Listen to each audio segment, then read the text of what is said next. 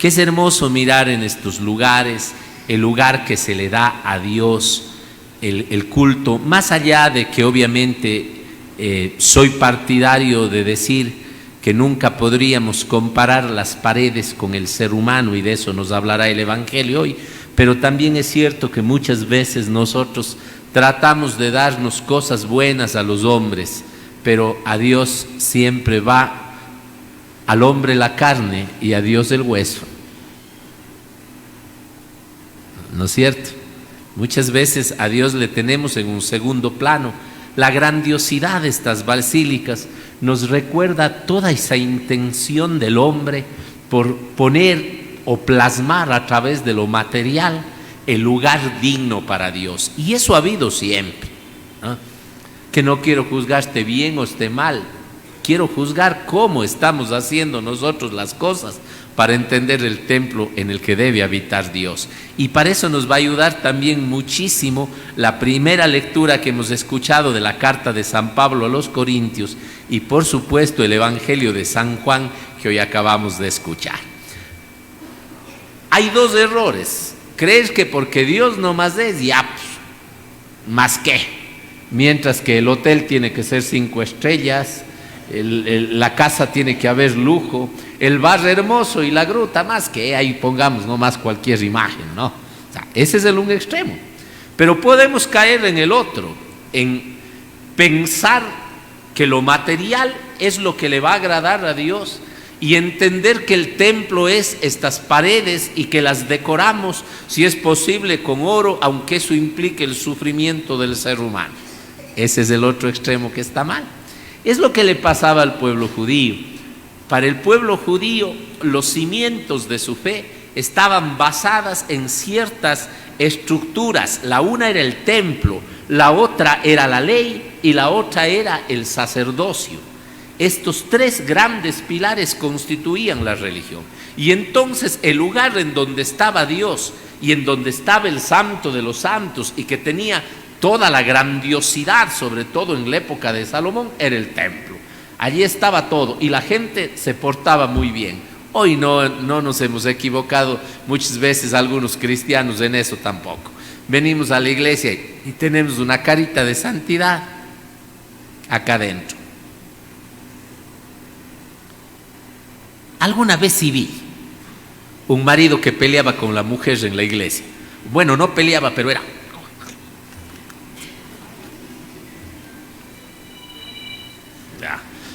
Los que estaban viendo la imagen, o sea, algo estaban en un dimes y diretes. También es cierto que a veces hay personas que sí salen enojadas del templo. Yo he mirado por ahí a alguien que se enoja y sale gualán, gualán, gualán, borracho. Y el otro se queda así como con vergüenza, me dejó solito, ¿no? Y uno después se acerca, ¿qué pasó? Nada, se enojó por algo que dije. Bueno, es rarísimo, pero es raro eso. O sea, eso es muy esporádico. En cambio, en la calle, ahí sí que veo todos los días. Ahí sí que me entero y me chismean todos los días. Pelean los políticos, pelean los futbolistas, pelean los hinchas, pelean entre transportistas quitándose clientela, pelean los vecinos, pelea marido y mujer, pelea taita y mama, pelean hijos y padres, peleamos curas. También, claro, pues, si somos humanos. O sea, todos podemos tener actitudes, pero en el templo nos hacemos los santitos. Jesús va a criticar muchísimo eso de una manera muy especial. Y esto nos tiene que cuestionar en serio a nosotros, a quienes hemos limitado el espacio de lo sagrado al templo físico. El espacio de lo sagrado, bonito, cuidado, con oración, con paz, con tranquilidad, y hemos desacralizado la vida. Hemos quitado a Dios y hemos banalizado, hemos diabolizado, hemos vuelto pecaminosas nuestras relaciones fuera. Afuera insultamos, ofendemos, lastimamos, matamos, robamos, traicionamos, herimos. Adentro no, y eso está mal. ¿Saben por qué? Porque estamos convirtiendo el verdadero templo de Dios, que es cada ser humano, en un lugar, o como dirá hoy Jesús, en un mercado en el que se compra y se vende al mejor postor. Los profetas habían anunciado que cuando venga el Mesías, el primer trabajo que será es purificar el templo. Jesús sabe esto y él está muy influenciado del profetismo. Él llega y al mirar a los vendedores saca con un cordel y les manda dando quiche a toditos. Pero es que es cosa seria. Lo que pasa es que habían hecho un negocio y ese negocio beneficiaba a los que estaban dentro del templo, mientras los que estaban fuera sufrían. Inclusive, noten ustedes, hoy día los que vendían palomas, y la palomita era lo que lograba conseguir el pobre. El pobre ofrecía de holocausto la palomita, mientras que los otros daban monedas. A ellos no les vuelca las mesas, a ellos no les da el chicotazo, a ellos les dicen: han convertido la casa de mi padre en cueva de ladrones, en un mercado. Con ellos es más benévolo Jesús. Está viendo todo lo que se ha tejido. Hoy hay nuevos templos para hacer eso, que desdicen del templo verdadero de Dios, que es el ser humano. El mercado y el comercio. El mercado y el comercio. La plata, los negociados han hecho que el ser humano vuelva su propia vida, su propio ser, un mercado en el que vende sus conciencias. Hoy día yo creo que si Jesús viviría en el Ecuador, entraría con ese chicote a las cortes, a los juzgados, a las fiscalías, a las asambleas, a Carondelet, a los ministerios, a los hospitales, a las escuelas, a las iglesias también, una que otra, no crean que no. Y con la misma fuerza diría: han convertido en un mercado en que se venden, como dice ese poema, amores, libertades, conciencias, cargos, puestos, dignidad. Pasaría también por nuestras calles de Cuenca y del mundo entero, en donde se compra y se vende a seres humanos en la prostitución, en una relación laboral mal pagada, porque no se sabe reconocer el derecho del trabajador con justicia. Entraría también ese chicotazo en aquellos lugares en que se están vendiendo a la gente para que maten, como son aquellos sicarios, como son aquellos que matan en nombre de la guerra y en nombre de Dios, muchos de ellos mercenarios. Ahí entraría el Señor y dijera: han convertido la casa de mi Padre, han convertido el templo de mi Padre, donde Él debe morar, han convertido en una cueva de bandidos, en un mercado. Tú tal vez, tu propia familia, has convertido en un mercado, porque le das más valor a la plata que a tu mujer o a tu marido, porque le das más valor a tu trabajo que a tus hijos, a tu mujer o a tu marido, porque le das más valor a cualquier cosa antes que Dios. ¿Se dan cuenta qué grave es esto? Porque cuidamos de estos templos, porque los embellecemos, y empecé diciendo que no está mal, pero lo que está mal es que esto lo mantengamos hermoso y afeemos nuestra conciencia, y afeemos nuestra dignidad, y afeemos nuestras relaciones interpersonales. Hoy Jesús nos da con chicote duro a cada uno de nosotros. La primera lectura de la carta de San Pablo nos mueve a la esperanza de poder construir algo mejor. San Pablo reconoce que no es obra de él. Lo que pasa es que a veces nosotros podemos creer que el reino de Dios, que el mundo, que la familia es obra nuestra. Nosotros simplemente podemos ser un implemento útil. Podemos ser un ladrillo, una piedra, nada más. ¿Quién es el cimiento? Cristo. San Pablo dice de manera clara: cada uno fíjese cómo va construyendo, porque nosotros simplemente vamos poniendo algo, aportando en algo para esto. El verdadero cimiento tiene que ser Cristo. Cristo es el cimiento.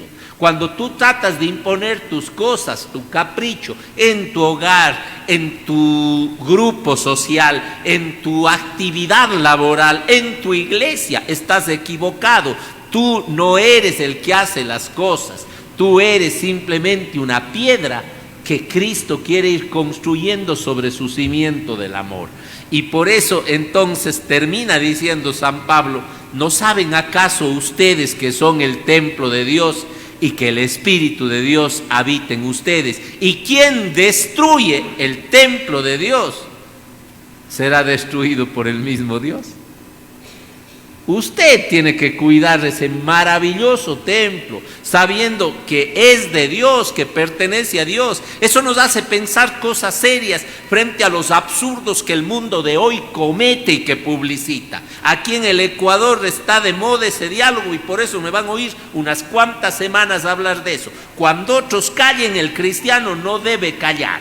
A ver, si es templo de Dios el niño que no ha nacido, no puedes matarlo con el aborto ni destruirlo, porque no es tuyo. La simiente de esa vida es Cristo. Tú simplemente has puesto tu colaboración. Entiendan eso, aborteros, asesinos de este país que imponen esas leyes y que quieren imponer otras. Entiendan eso, pseudo profesionales falsos y mentirosos que no pueden alargar la vida de un hijo suyo, de un padre suyo, y se atreven a decir desde la medicina, desde la ciencia, que no es nada la vida de un ser humano. Alarguen la vida de alguien que aman si es que pueden. Entiendan eso, leguleyos, filósofos falsos que no buscan la verdad y la mentira, que hablan de la eutanasia como una muerte dulce y digna, cuando cometes el peor homicidio que puedes hacer, porque conviertes también a otro en asesino de alguien que todavía tú no has podido dar vida, ni alargar,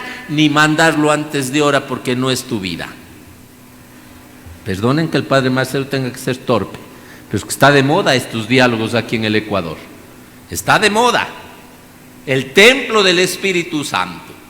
Entiende tú bien, este templo te lo dio Dios. El cirujano puede hacer 1000 operaciones,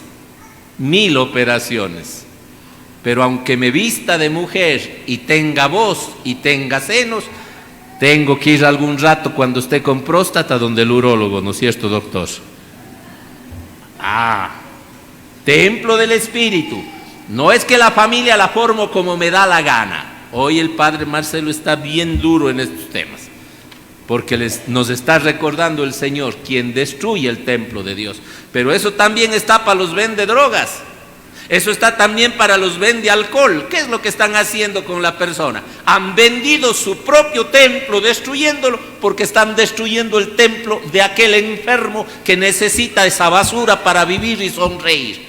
Y aunque lo defiendan muchos, están destruyendo, cómplices de la destrucción del templo hermoso que significa cada ser humano, cómplices de destruir la dignidad, de destruir hasta la faz de esa persona, porque una persona embrutecida en el vicio, hasta en su cara se ve destruida, demacrada. Yo creo que si el cáncer destruye a un ser humano físicamente, el cáncer del vicio también lo destruye y lo destruye más. Y puedes mirar tú en esas miradas apagadas, en esas sonrisas apagadas, en esa tristeza, en esa angustia, en esa ansiedad de gente que está destruida por dentro. Y hay esos que le destruyen por fuera. No es sino el templo de Dios el que estás destruyendo.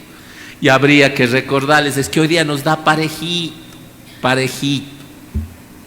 Al que asalta, golpeando, acuchillando, matando. Te llevas cosas y destruyes algo valioso, y no me refiero a la vida que mataste o cegaste con el puñal o con el revólver. Te has destruido tú mismo, porque dejaste de ser templo del amor y de la vida para convertirte en un monstruo de dolor, de angustia y de asco para el mundo. ¿Te das cuenta? Y si quieren que aterrice un poco más a lo que les afecta, respete el templo de tu hijo, no lo insultes, no lo ofendas de inútil, no lo ofendas de no vales para nada, peor con un golpe, porque ese niño al que tú estás lastimando, hiriendo, es templo del Espíritu Santo, es templo de Dios. Respete el templo de tu mujer o de tu marido. ¿Por qué le pegas? ¿Por qué le insultas? ¿Por qué ejerces sobre esa mente tanta violencia psicológica? Si es templo de Dios, ¿por qué tienes que lastimar? No hay derecho a lastimar a quien un día prometiste amar. No hay derecho. Al destruir al otro, te destruyes a ti mismo. ¿Se dan cuenta? Pero de nada sirve que este esté hermoso si los que venimos aquí o los que pasamos por fuera, aunque nos persignemos, estamos destruidos y destruyendo la obra de Dios que somos cada ser humano. ¿Cómo vamos a salir de aquí? Ojalá desde los más pequeños, dispuestos a cuidar el mayor tesoro que somos nosotros y que son nuestros hermanos.